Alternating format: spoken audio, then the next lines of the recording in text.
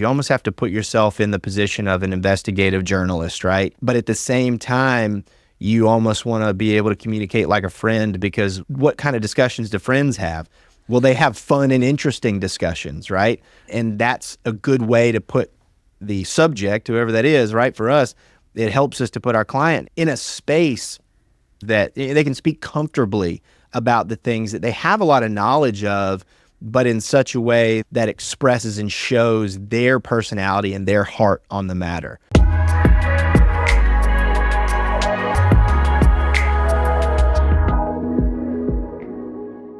Hey everybody, welcome to The Rising Tide. I'm Judd Mackerel, and today I have with me Reade Milner, founder of Rogue Pine.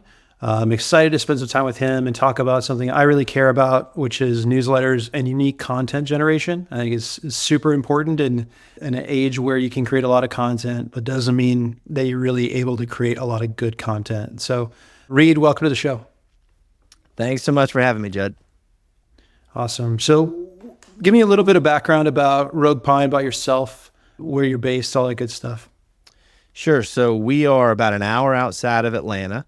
We started, when I say we, my wife and I run the agency. She is the head of operations and I run strategy and I do stuff like this. But we started this company 10 years ago. In fact, I think August is our 10-year anniversary. And so it was sort of born out of the work that I had done on a personal level in digital marketing. I had this unique cross-section between financial services and the digital marketing industry. I worked for an agency, but I had a deep family business background in financial services, one that stretched back to the 1950s, actually. And so a lot of our connections, a lot of our network was in the space. And so a lot of the early work that I did, especially after we started the agency, was focused on that particular subsector of the market. Now, over the last 10 years, we worked with over 250 different clients. That client base in terms of industry has certainly run the gamut throughout that time. We do a lot of work in different spaces now. But about 2-3 years ago, kind of privately and internally, we started to evaluate where we were able to have the biggest impact and what we were doing that was having the biggest impact in terms of our clients' marketing. And it was focused in a few areas.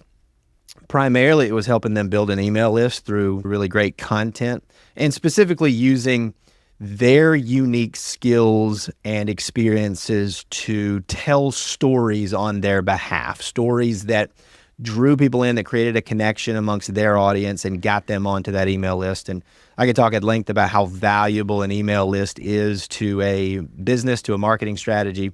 The other elements of that is social media to support it. And then, of course, there's a lot of video that we utilize as a part of that strategy. So that's the real quick rundown of our firm and the work that we do and how we've been able to help clients over the years. That's awesome. That's awesome. I think the question probably everybody asks you when they find out you work with your wife is, what's it like to work with your wife? And so I'll ask you that question because I built an agency with my wife, Kim. She's awesome, but it was hard. And I think it took me like 3 years to figure out how to not screw it all up. But I'm curious on your story there. Well, Judd, I think you and I have probably had a pretty, we could swap some stories, right? Because if you're like me and you started the business maybe before, I know I did, I started before my wife came in full time. She had taken on a big sacrifice of staying at home with our 2 sons for the first few years of their lives. And then she joined the business. Well, I had this style, right, of work and of doing things. And frankly, it was heavily weighted, as you can imagine, towards the things that I was good at, and the things that I was not so good at, we didn't do so well as a company. Well, my wife is really, really smart and talented in a very different way than I am, which is, we're so fortunate that that's the case, because the things that I'm not so good at, namely the organizational aspects of business and things that require spreadsheets and keeping things in order and dates and whatnot, she's phenomenal at that. So there's a learning curve, sure, because you're finding how to balance life and work all in the same time, and you don't get to just draw any kind of specific boundaries. It blends together. There's not much you can do about that. So there's a learning curve in figuring out where your role in which you best serve the clients and you best serve the business. But we're continuing to get better at that, and the business is certainly benefiting from that. Awesome. So let's break down your business. I'll kind of cue it up a little bit because I've been doing newsletters now. We've been doing podcasting and things like that for a long time. I've been doing content generation for a long time. But a little over a year ago, I decided to anchor in and okay, no one's going to do my newsletter for me because I'm way too much on Enneagram 4. I have a lot of specific things I want to say every week. But I dropped an anchor and said, all right, I'm going to run my own newsletter, write it every week. I spend 4 to 5 hours at least on it, just because of curation, ADD, rewriting stuff. It takes quite a bit of time. It's my every Thursday night, and then I send it Friday morning. There's not a lot of I'm my own worst client in a lot of ways. But I'm curious about your business and how you're taking something that is generally very complicated and takes a lot of time, and if you want to do it well, and then scaling that out to serve 250 clients over the time you guys have been around. Yeah, I mean, so it sounds like you and I think similarly, right? Meaning we think about the work that we do similarly, because that was how I did things. I was the kid in college that I would pull an all-nighter, write a paper, turn it in, and I'd magically get an A or something. And I was, that was not sustainable and nearly killed me. And I ran the business that way for a long time. It was just, whoa, this needs to be done because it's due tomorrow. I got to just, cram and make myself do this. And that created a lot of inconsistency for our own marketing. And so when we started to productize that offering to our clients, and magically we do a great job of staying on deadline and all that kind of stuff for clients, we created a system that we were applying for our clients. We used it for ourselves, and then that helped us to really experiment with that process and improve it for the clients. So what we do is on a monthly basis, and this is exactly what we do for all of our clients, our advisor clients, our attorney clients, our SaaS company clients, all these.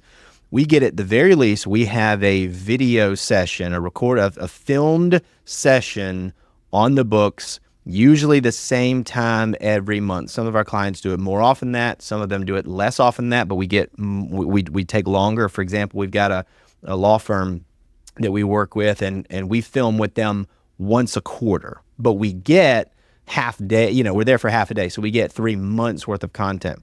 So in that recording session, not all of this content, by the way, gets actually published, right, for the video content itself. But at the very least, we are going to interview the client. We're going to ask all the questions that we need, and we're trying to dig for stories that are interesting and that distinguish them from their market, from their competitors. And we try to find a unique angle that we can dig deeper into. Now, sometimes we'll actually produce this and we'll put together a podcast discussion style video. Sometimes that's easier for clients, right? Where it's maybe 2 of them or one of them and one of their clients or someone like that. And then we'll curate a topic and we'll just have them go and just talk. And what that does is it creates, again, not only that video content that we can use throughout their marketing strategy, but that creates the long form discussion and frankly, speaking very tactically, the long form transcript. That's directly from the experts, right? It's not us trying to think of stuff or try to research our way into sounding smart, but we're taking it directly from the expert, and then our writers and our social media managers and our team is able to put that into really, really great marketing content, namely a newsletter. And that allows us to, one, get way ahead of schedule. It allows us to plan the right content, the right topics at the right time, and it allows us to not constantly be, fighting to feed that content beast. So we do that for ourselves, and we do that for each one of our clients. And I'm telling you, Judd, when we made that switch and we said, look, we are going to put this on the calendar, and that's going to be one of the first things that we do in each one of these strategies, the independent strategies that we're working on, it made life so much easier for everybody. Yeah. That makes sense. Let's talk about outcomes. Like, clients, obviously the secret of marketing, that's not the not so secret is consistency over time is where all the ROI, occurs, is my experience anyway. But what does that look like in terms of outcomes for the advisors and attorneys and CPAs and folks like that are partnering with you guys? Yeah. So for a lot of our clients, I won't say this is true of everybody. Certainly we come in sometimes and are brought in to help take from good to great. But what we've found ourselves with is, okay, we've got an expert or we've got a firm that's been around for a long time and they know that they should be doing this, but they either have not been consistent or they just have not been able to make that a priority. So one of the first, real big wins that we get is, frankly, the fact that we're doing something consistently and it is really good and they're getting good feedback from their existing network. And for a lot of our clients, to be totally honest, that has almost been enough to make that entire first year investment worthwhile, right? Because they get that call from maybe a past client, or they get that note from somebody that's been in their network for a while who tells them, hey guys, I didn't realize that y'all did this, or I've been meaning to reach back out about this, but I got your email and it reminded me to do that. And here I am. Let's talk about this new project, or let's talk about this new thing that we can work together on. So that's been kind of the foundational benefit. The next level up benefit is that it allows for that true connection. And in marketing terms, we talk about lead nurturing, right? But what really happens is that an audience is able to develop a connection, to develop some sort of affinity for a brand. I'm using marketing language again, so forgive me. But you're able to indoctrinate your audience into your way of doing things, and you're able to do it in such a way that's outside of the finicky rules of social media. We love social media. We use social media to support everything that we do in marketing. But what we've seen over 10 years in business is that the rules of Facebook today or the rules of LinkedIn today might be different tomorrow, right? And if you can develop a really strong following, and one should try to do that on these social media platforms, but they can flip a switch and cut off your ability to reach your audience. If you've got a newsletter that goes out every week, doggone it, that thing is going to be in that inbox. The thing that they check every day, the thing that your clients, potential clients, your network checks every day, they just do. Everyone checks their email on a daily basis. You're not going to have anything stop that as long as you keep that list healthy and you're not spamming people and you're doing the things that we recommend that one does for their email marketing. So that's another benefit. And then we can easily talk about things like what the actual ROI benefit is of email marketing. We put out a few stats recently in, I think, a podcast that we put out about the ROI of email marketing is 40. It's like 42. It's like 3,800 to 4,200% ROI. You get $42 back for every dollar that you spend on email marketing, and our clients' results have been even better than that in a lot of cases. Yeah. We're super excited for a lot of our clients who are getting sometimes double the industry standard open rate and click-through rate on things like that, and they're growing their list really, really quickly. And so those are things that from an outcome standpoint, but ultimately what matters is that this is helping them to build a healthier business and one that can grow more sustainably over time. We're not throwing a ton of money at ads to create a huge spike in lead gen, for example, where it throws the whole company into a fit because they're trying to figure out how to now manage all these leads and to try to follow up. We're helping them to create something that they can sustain over the long term, and they can go back to that well when they're ready and able to expand. Yeah, that makes sense. So let's talk about tooling a little bit. There's a million different MailChimps and Constant Contacts and all these kind of things. And, I know that there's a lot of preferential stuff inside of financial services. Often there's a lot of lowest common denominator stuff. Like, hey, we're going to use this because it's cheap. And because we know that most of our advisors don't actually ever use it. So I'm not going to overinvest in this sort of thing. But what does it look like from a tooling perspective? Because there's a lot of really cool things. Like I'm partial to Beehive. I use that. I really like it. But there's other things out there. What does that look like for you guys? Yeah, so for our agency, we're riding the Beehive train too. So we've really been impressed with what they've been able to do. They're not that old. They haven't been around a really long time, but I've really liked their platform. And we always test things, internally before we roll them out to clients. We only have a couple of clients on Beehive, and these are with long-standing client relationships that we really have a lot of trust, and we're able to say, hey guys, we really like this. These are some things we've tested. There could be some advantages over what you're currently using. What do you say? So if somebody comes to us and they're using MailChimp and they're married to it, well, that's fine. We've got plenty that we're using MailChimp for. When it comes to, larger marketing automation platforms, I'm partial to HubSpot. I think that, they've kind of been in the game for long enough to have really figured it out. We've got some clients using Pardot, which is Salesforce's marketing automation platform, and that's great too, especially if you're using Salesforce. It's probably the best platform to integrate with that. But you know what? I think the much more important than the platform and the tech stack that you're using, and I can certainly get super nerdy with, the things we're using between Zapier and Calendly and integrating that with, some of the analytics platforms, and all that's a lot of fun. But if you're not putting out truly interesting and helpful content and you're not doing it consistently, you can spend all the dollars you want on the fanciest platform and all the tech in the world, and it's just, you're not going to get the results that you want to get. So I tell people, pick one, stick with it, and be consistent. And then if we need to change down the road because the thing you're using can't do the extra stuff that you want it to do, well, then we'll address that when we get there. Yeah.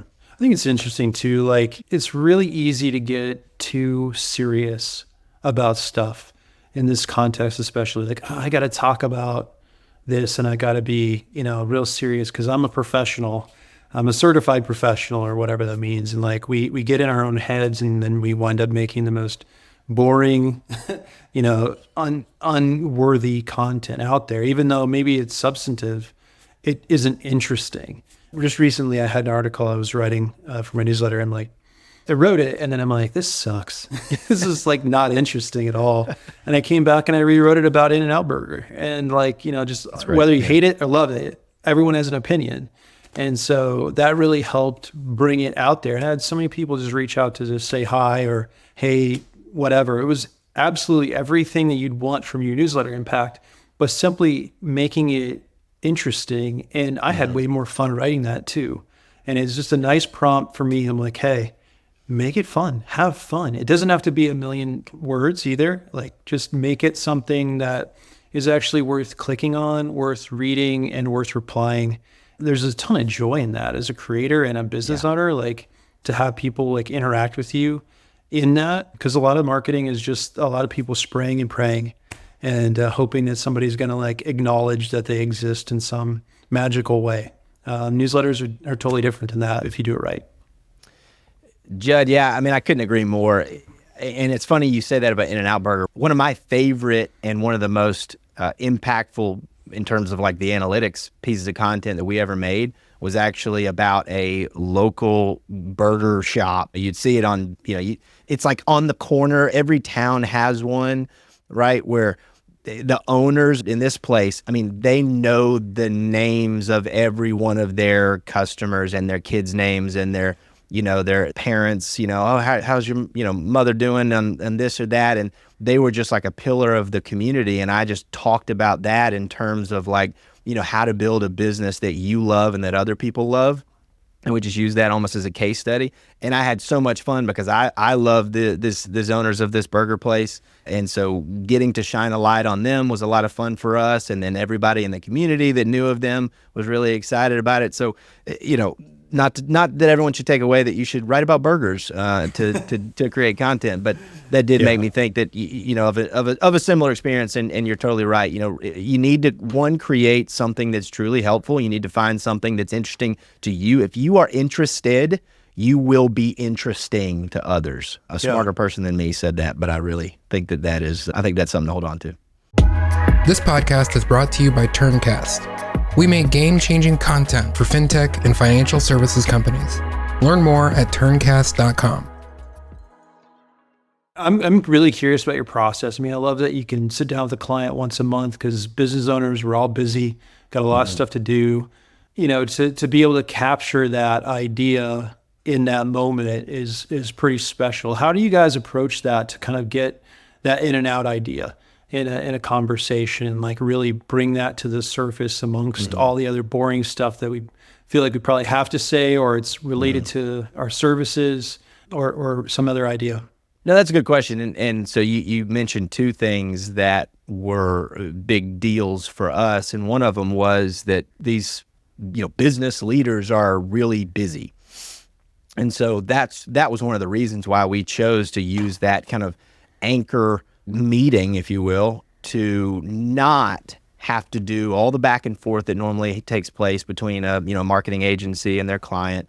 Because when we give them a final ready to go piece of content, it's essentially their words. Now, of course, we're repurposing those words and we're manipulating those words in terms of formatting, and so that it's laid out in the ways that we know from a marketing practices standpoint. But when they see it, they say, well, yeah, I mean, this is me. This is what I talked about. This is something I truly believe in and really feel strongly about. In fact, most of our clients we don't have a review process anymore, right? They've been with us for long enough. They have faith and confidence that we're able to communicate their message in the way that they're proud of. And so they will get their own newsletter from their words and from their pen, and they'll say, wow, I look pretty smart. We get that comment a lot, like, hey, I saw you guys put out something on, I saw myself on LinkedIn. You guys made me look good. Thanks. And that's a great thing for us to hear.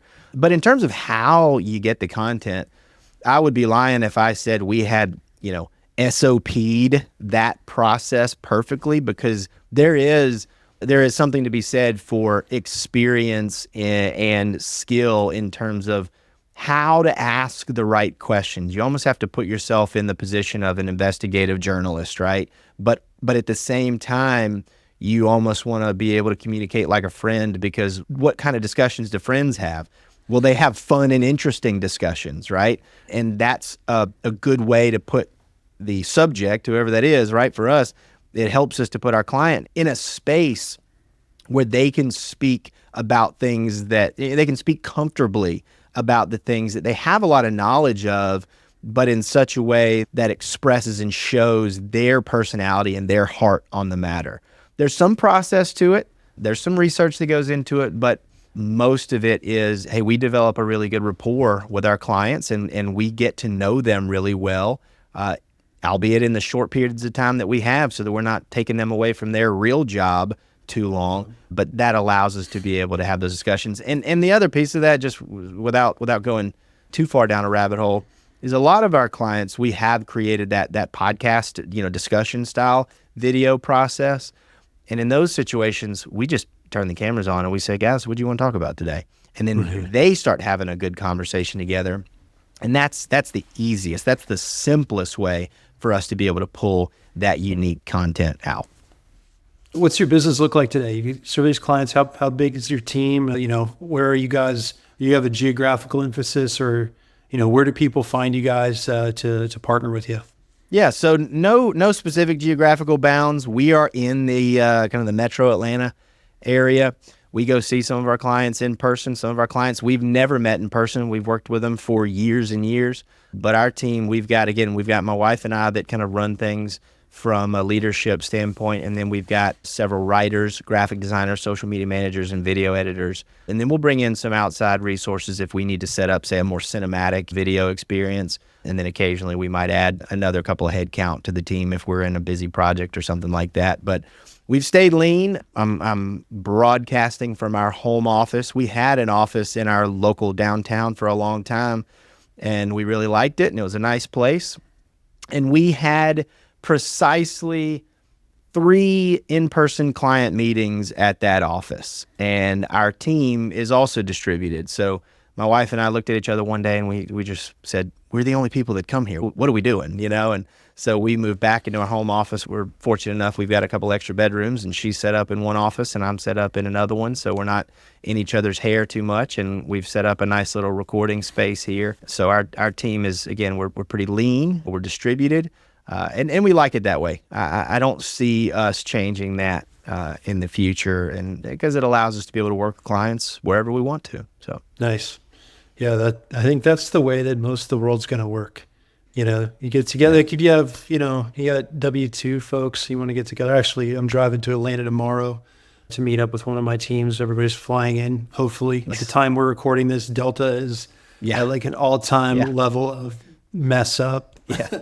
I think I saw today that they've had more cancellations in like 4 or 5 days than they've had in like 4 or 5 years.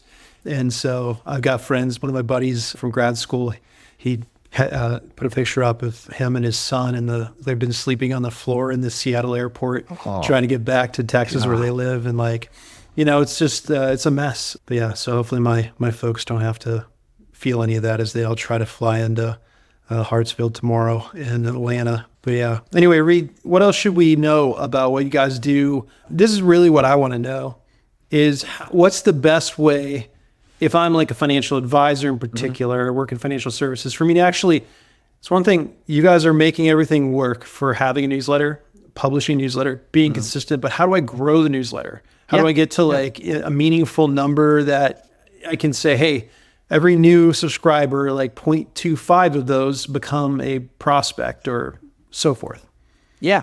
So that's a good question. And this is where stuff gets kind of fun. And you're going to see me get real nerdy real quick. So this is where we're able to start using some of that smart marketing and that data-driven marketing, hashtag that people use all the time, but it's actually where it's actually meaningful, right? There does need to be a calculation ultimately of, this is what it costs to acquire a subscriber. That's at the top of your funnel, right? This is how long it typically takes that subscriber to move through your funnel. And this is sort of your conversion rate of subscribers to what we would call marketing qualified leads, and then from marketing to sales qualified leads. And if you're in the marketing space, these terms, are meaning a lot to you. Your CAC and your CPLs and your MQLs and your SQLs. But ultimately, what you've got to do is you've got to be able to get people to take notice of you in the first place. We still believe in the power of social media to be able to spread a message and get in front of a new audience. We're also not afraid of using advertising to do that, right? I think depending on the day, Facebook, meta ads can work really well for driving newsletter subscribers. And I don't care what industry you're in, right? Right. Everybody says, well, my audience isn't on Facebook. Well, there's 3 billion people on Facebook. I'm pretty sure that people that can spend money with you are using Facebook, right?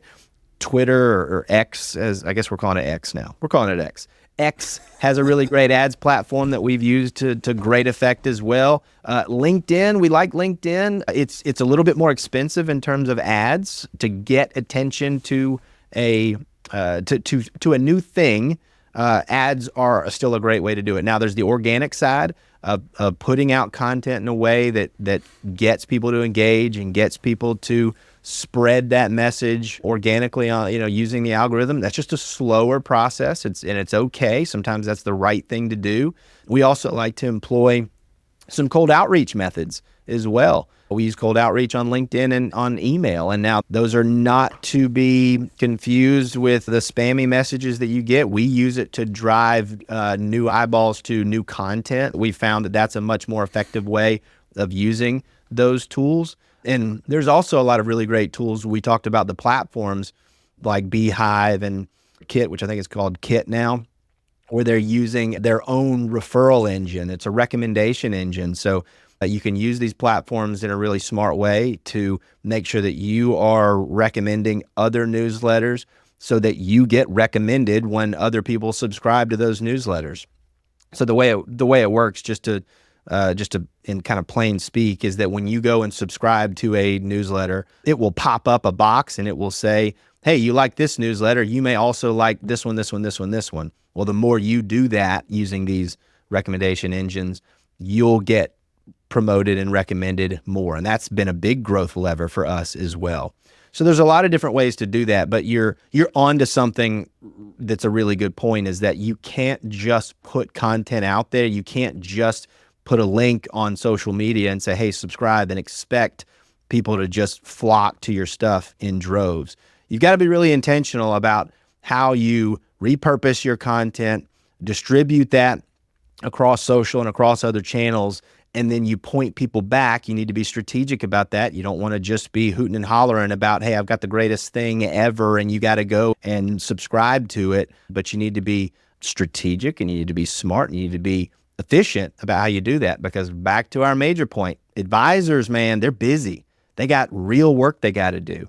We cannot have them sitting on LinkedIn all day, commenting on 1,000 posts a day and tweeting out stuff all the time. So we got to be able to use the content, the really good content that we were able to make in that video session, whether it became a podcast and it became a bunch of videos or not.